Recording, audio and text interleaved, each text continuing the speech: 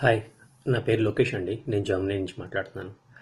First thing, ఇవాళ మణికోటి గారు చనిపోయారు. కొంచెం బాధగా ఉంది. అండ్ నిన్న శివాజీ గారి వీడియో ఒకటి చూశాను. సో ఆయన టీవీ9లో ఇంటర్వ్యూ. సో ఇది one of the part. So ఆయన చెప్తున్నారన్నమాట, ఆయన ఇంటెన్షన్ ఏంటంటే స్పెషల్ స్టేటస్ వస్తే స్టేట్కి ఎలా, మన ఆంధ్రాకి ఎలా బెనిఫిట్స్ ఉంటాయి, రాకపోతే ఎలా బెనిఫిట్స్ ఉంటాయి, ఎలా మనం నష్టపోతాం అనేది చెప్తున్నారు. ఐ మీన్ స్పెషల్ స్టేటస్కి వస్తే ఏంటి బెనిఫిట్స్, రాకుండా only central government projects build చేస్తే ఏంటి ప్రాబ్లం అనేది చెప్తున్నారు. ఫస్ట్ థింగ్, స్పెషల్ స్టేటస్ వస్తే ఇన్కమ్ ట్యాక్స్ ఎగ్జామ్షన్ ఇలాంటివన్నీ ఉంటాయి అన్నారు.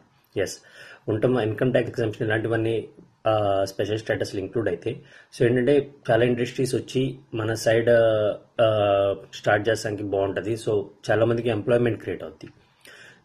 ఇఫ్ ఒకవేళ స్పెషల్ స్టేటస్ రాకుండా ఓన్లీ ప్రతి ప్రాజెక్ట్ సెంట్రల్ గవర్నమెంట్ బిల్డ్ చేస్తుందని ఏదైతే ఇప్పుడు వరకు మనల్ని నమ్మిస్తూ వచ్చారో అలా కనుక జరిగితే ఓన్లీ కాంట్రాక్టర్స్ బెనిఫిట్ అవుతారు దీంట్లో. అంటే వాళ్ళకి వచ్చి ప్రతి ప్రాజెక్ట్కి కాంట్రాక్ట్స్ వస్తాయి, సెంట్రల్ గవర్నమెంట్ నుంచి ఫండ్స్ వస్తాయి, అన్ని వాళ్ళు వాళ్ళకి మార్జిన్లో కానీ ఇట్లో కానీ బెనిఫిట్స్ ఉంటాయి తప్ప ఒక కామన్ మ్యాన్కి ఎక్కడ ఎంప్లాయ్మెంట్ క్రియేట్ అయ్యే అవకాశం లేదు.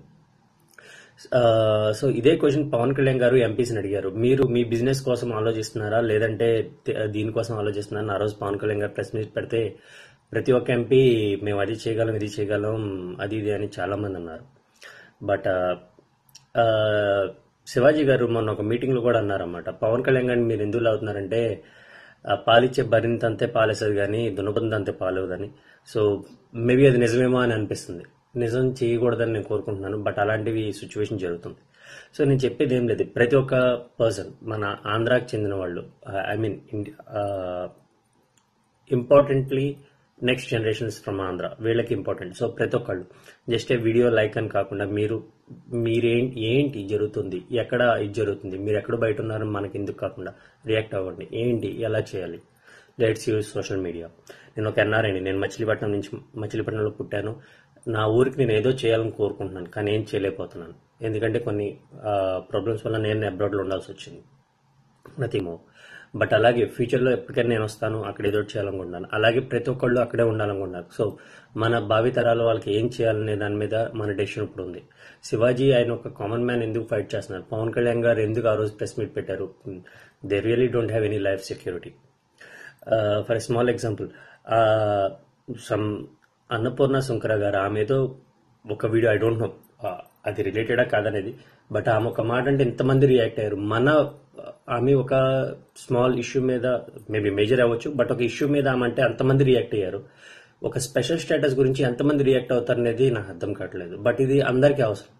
దయచేసి ఎంతమంది, ఐ మీన్ నేనేమి నా వీడియో నుంచి చేయమంటలేదు, మీరు మీ ఇంటెన్షన్ని సోషల్ మీడియా యూజ్ చేసుకోండి, ఏదైనా చేయండి. బట్ వీ హ్యావ్ టు, మనం చేయాలి. మనం చేయకపోతే మన నెక్స్ట్ జనరేషన్కి ఏం లేదు. ఎందుకంటే వాట్ ఎవర్ మన చేతుల్లో ఉంది, ఇప్పుడు మన చేతుల్లో ఉంది. గవర్నమెంట్కి తెలియాలి. ఆయన మునికోటి గారు చేసుకున్నారు, అలా చేసుకుంటాం కరెక్ట్ కాదు. బట్ ఆయన ఎందుకు చేసుకున్నారంటే తెలివైన వాళ్ళు మాట్లాడిపోతాం వాళ్ళే. ఇంగ్లీష్లో కూడా చాలా ఇవి ఉన్నాయి. ఒక తెలివైన వాడు మాట్లాడిపోతే దేశానికి చాలా నష్టం జరుగుతుందని మీరు ఆల్రెడీ టాగూ సినిమా అందరూ చూసి ఉంటారు. ఐ మీన్ చాలా మంది చూసి ఉంటారు, దాంట్లో ఆయన అదే చెప్తారు. సో దయచేసి మన స్టేట్కి డెవలప్మెంట్ జరగాలంటే అందరూ రెస్పాన్సిబిలిటీ తీసుకోవాలి. సో ఇది ఆ డిఫరెన్స్ ఏంటనేది మీరు ఐడెంటిఫై చేయండి, దయచేసి అందరికి స్ప్రెడ్ చేయండి ప్లీజ్. జై హింద్.